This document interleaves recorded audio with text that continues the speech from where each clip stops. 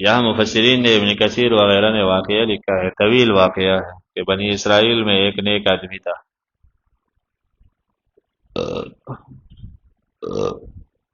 ذکر و اذکار کرتے تھے بہت. تو شیطان نے اس کو دھوکہ کرنے کے لیے راستہ بنایا. کیسے دھوکہ کرے؟ کہتے ہیں شیطان آیا، جہاں وہ بیٹھے تھے اس سے اگلے دوسرے غار میں شیطان نے نیک آدمی بن کے عبادت شروع کی، ہر وقت مصلی پہ ہوتے. تو یہ ایک دن روزہ ایک دن نہیں، شیطان کچھ بھی نہیں کہتا تھا ایسے بیٹھ کے.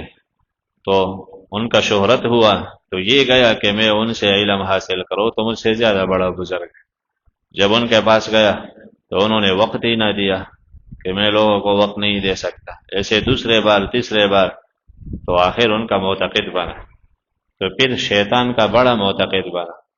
تو شیطان نے پھر ان سے کہا میں بہت کمزور ہو سکتا ہے میں مر جاؤں، میرے پاس ایک وظیفہ ہے تمہیں بتا دوں، پورے علاقے میں تو ہی مجھے اچھا لگتا ہے. تو ایک دم بتایا کہ یہ آپ جس پہ ڈالو گے تو بیمار ٹھیک ہوگا. پھر باقی شیطانوں سے کہا کہ تم جا کے شہر کے عورتوں پر، حسین لڑکیوں پر بیٹھا کرو اور ان کو پریشان کرو. تو پریشان کرتے تھے. تو لوگ پھر جب ان کے پاس آتے یہ دم ڈالتے، شیاطین ہٹ جاتے تو ٹھیک ہو جاتے. تو ان کا شہرت ہو گیا. تو آخر میں ایک حسین لڑکی آئی، شیطان نے اس کے دل میں وسوسے ڈالا. ایک بار آئی، دوسرے بار تیسرے بار، بادشاہ کی بیٹی. تو یہ اس پر عاشق ہو گیا. پھر آخر میں آخری تفصیلی واقعہ، آخر میں ان سے بدکاری کی، اس کا حمل ٹھہر گیا. تو لوگ جمع ہو گئے ان کو جلانے کے لیے، سزا دینے کے لیے. پھر شیطان آیا آخر میں اس اصلی نیک آدمی کے شکل پر.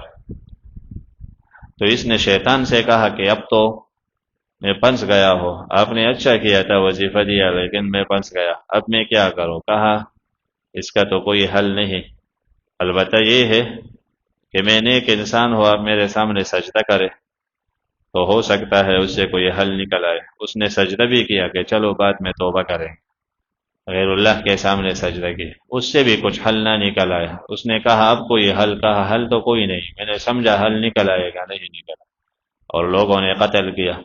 تو شیطان آدمی کو ایسے آرام آرام سے کافر بنا کے آخر میں کہتا ہے میں کچھ نہیں کر سکتا، بیزار ہوں.